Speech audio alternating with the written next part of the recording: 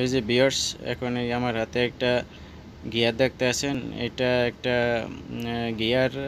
এটা এখন CNC milling মেশিনে বানাবো। এটা কিভাবে বানাইতে হয় সেটা আপনাদের এখন দেখাবো। তো এটা আমরা বানাইছি, এখন আরও দুইটা চলতে আছে, আরেকটা চলতে আছে। আমি ভালোভাবে আপনাদের দেখাইতেছি। এই যে এখন দেখেন মেশিনে এটা রান হইতে আছে, চলতে আছে, ঠিক আছে। একবারে A to Z আমি সম্পূর্ণ আপনাদের দেখাবো। এটা কিন্তু সিএনসি মিলিং মেশিন, অনেক পুরানো ভার্সন।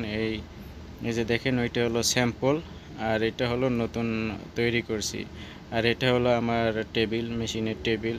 এই বাকি যেসব টুকিটাকি যন্ত্রপাতি লাগে সেগুলো মেশিনে। আর এটা আর একটা মিলিং মেশিন, এটা অত্যাধুনিক লেটেস্ট মডেলের। এই যে ভিউয়ার্স দেখতে পাচ্ছেন, এটা আমার মেশিনের ভিতরের সিনারি। এটা আমি ওয়াইসের ভিতরে ছোট একটা চাক্কা লাগাইছি, কারণ আমার মেশিনিং হইব এই ম্যাটেরিয়ালের আউটসাইডে, ঠিক আছে। গিয়ার আউটসাইডে হইব, তো সেজন্য আমি যদি ভিতরে উপরের দিক থেকে এটা টাইট করতাম তাহলে কিন্তু টুল টকরাইতো। আর এটা হচ্ছে আমার মেশিনের কন্ট্রোল প্যানেল। এটা কিয়া মেশিন, কিয়া সিএনসি মিলিং মেশিন, অনেক পুরানো ফানুকের কন্ট্রোল প্যানেল। ওখানে উপরে লেখা আছে ফানুক। তো এটা অনেক পুরানো। আর এটা হইলো কম্পিউটার। এই মেশিন চালাইতে হইলে এটা মেমোরি থেকে প্রোগ্রাম লোড করা যায় না। এখানে এডিট 8.0 নামে একটা সফটওয়্যার আছে, সেখানের মাধ্যমে এখানে এই প্রোগ্রাম ইউএসবির মাধ্যমে এই প্রোগ্রাম এরকম রান করতে হয়, ঠিক আছে। এটা স্টপ অথবা ক্যান্সেল দেওয়ার পরে, ওকে দেওয়ার পরে ওখানে এই যে সেন্টের অপশন আছে, এখানে সেন্ট দিছি। এই যে এখন দেখেন মেশিন চলার জন্য এই যে সাইকেল স্টার্ট করতে আসি। আপনাদের আমি এখন দেখাইতে আসি, জাস্ট এটা শুধু আপনাদের দেখাইতে আসি সিএনসি মিলিং মেশিনে কীভাবে যদি আপনারা গিয়ার বানাইতে চান তাইলে 6 মিলি এন্ড মিল দিয়ে, ঠিক আছে। আর এই যে দেখেন কন্ট্রোল প্যানেলটা অনেক আগের পুরানো, তো সেজন্য আপনারা হয়তো আমার আগের ভিডিও দেখছেন, সেখানে লেটেস্ট মডেলের মেশিনের ভিডিও ছিল। এই যে এখন দেখেন আমার ফিট যাইতে আছে, ওইটা একটু পুরানো মডেল, তো সেই জন্য আর কি দেখতে সমস্যা, ঠিক আছে। আমার লেভেল থেকে বেড অনেক নিচে, তো সেই জন্য বেডের যে ফিট আইছে, ফিটের জন্য ক্যামেরা ভালোভাবে দেখা যায় না, সেই জন্য আমি উপর থেকে আপনাদের দেখাইছি। এরপরে ফিট এখন খুব স্লো আছে, আমি এখন আস্তে আস্তে এটার ফিট একটু বাড়াই দিব। এই যে দেখেন এখন এখান থেকে 100 রাখছি, এই যে এখান থেকেও 100 রাখছি। একটা হয়েছে আপনার বেডের ফিট, আর একটা হয়েছে আপনার স্প্যান্ডেলের ফিট দেওয়া আছে, দুইটা পুরান মেশিন। তো ভিউয়ার্স, এই যে দেখেন এখন আমি সাইকেল স্টার্ট দেওয়ার পরে আমার জেডের ফিট আসছে, আসার পরে এই যে ম্যাটেরিয়ালের সাথে প্রথম কাট শুরু করছে, ঠিক আছে। আমি 6 মিলি এন্ড মিল লাগাইছি, 6 মিলি এন্ড মিলের সাথে এই প্রোগ্রাম বানানো হয়েছে। এই যে দেখেন আস্তে আস্তে কিন্তু কাট লাগতে আছে, এরকম ঘুরা ঘুরা এটা একবারে সম্পূর্ণ 35 মিলি, এটা 36 মিলি, এটা থিকনেস, দুই দিকে দাঁত, উপরে নিচে দাঁত, মাঝখান দিয়ে ফাঁকা। তো এটা মনে করেন এখন এই যে প্রোগ্রাম রান হইতে আছে, চলতে আছে। তো এখন আমি কাটিং অয়েল চালাই নাই, এখন পর্যন্ত পানি চালাই নাই ভিডিও করার জন্য। কাটিং অয়েল চালাইলে দুইটা পাইপ দিয়ে পানি বেরাই, তো সেই জন্য মোবাইলের দিকে আসবো, এই জন্য আমি এখন পর্যন্ত পানি চালাই নাই। প্রথম কাট, তো সেই জন্য আর কি অল্প অল্প আর কি লাগতে আছে। তো কাটিং অয়েল চালাই এই জন্য যাতে কাটাটাও ভালো থাকে, হ্যান্ডমিলটাও ভালো থাকে, আর ওই যে লোহার যে গুঁড়া টুরা যেগুলো বাইরে, ওইগুলোও জানি সরে যায়, তখন কাটা তাড়াতাড়ি আর কি খারাপ হইব না। এই যে এখন দেখেন আমি কাটিং অয়েল কিন্তু চালাই দিয়েছি, ঠিক আছে। কুলান্ট যেটারে বলে মেশিনের ভাষায়, এটারে কুলান্ট বলা হয়। এই যে দেখেন কিয়া মেশিন, ঠিক আছে। এটা অনেক পুরানো মডেল। এটার এই যে ম্যাগজিন আছে, যেটা ইসের টুল চেঞ্জের, সেটাও কিন্তু খারাপ। আর এই যে কন্ট্রোল প্যানেল এরকম দেখতে। এটা দিয়ে কিন্তু আপনি ম্যানুয়াল প্রোগ্রাম এডিট করতে পারবেন না, প্রোগ্রাম রাইট করতে পারবেন না এই জায়গায়, ঠিক আছে। এটা সম্পূর্ণ কম্পিউটার থেকে করতে হইব।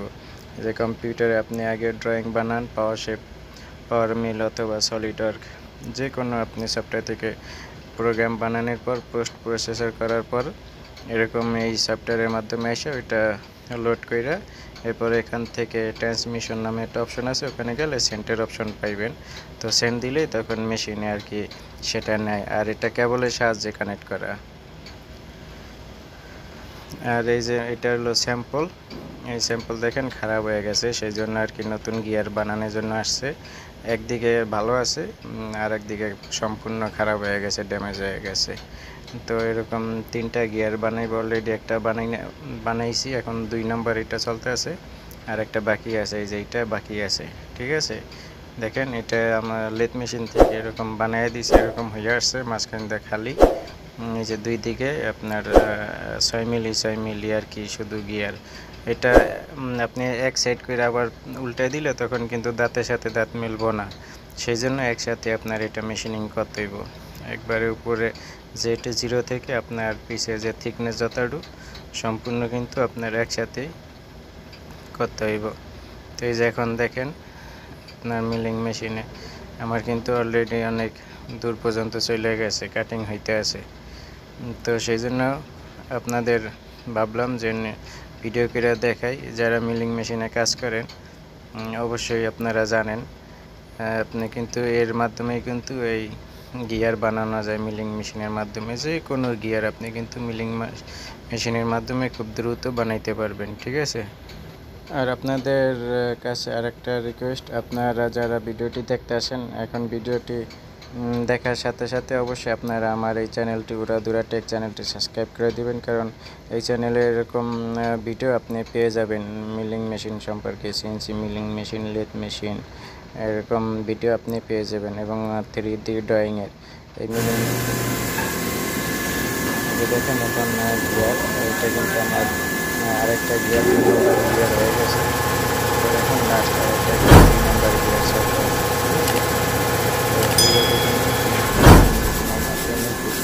সহজে দ্রুত এই গিয়ার বানাতে পারে। দেখেন মেশিনের ভিতরে কিন্তু আমাদের প্রয়োজন কিন্তু চলতে আছে, এটা কিন্তু 3 নাম্বার গিয়ার। ঠিক আছে, লাস্ট দেখেন এখানে আমি রাখছি, আরেকটা পিস নিয়ে গেছে ওদিকে লেদারের দিকে, এটার ভিতরে একটু কাজ আছে, লেদের কাজ আছে, সেজন্য নিয়ে গেছে। ঠিক আছে, আর আমার এখানে একটা আছে, আর এটা আরেকটা মেশিন, এটা এখানে টাইলটা দিতে হবে। এই যে দেখেন 2টা। ঠিক আছে, একটা আর একটা, এটা আমি নিয়ে আসছি, আর একটা মেশিনে এখন করতে আছে, একটা আছে। তো এইভাবে কিন্তু খুব সহজে আপনারা কিন্তু মিলিং মেশিনের মাধ্যমে যে কোনো কাজ করতে পারেন। এই যে অ্যালুমিনিয়াম দেখতেছেন গিয়ারের নিচে, এগুলো কিন্তু এখানে আমরা তৈরি করছি। তো ভালো থাকেন, সুস্থ থাকেন, আল্লাহ হাফেজ।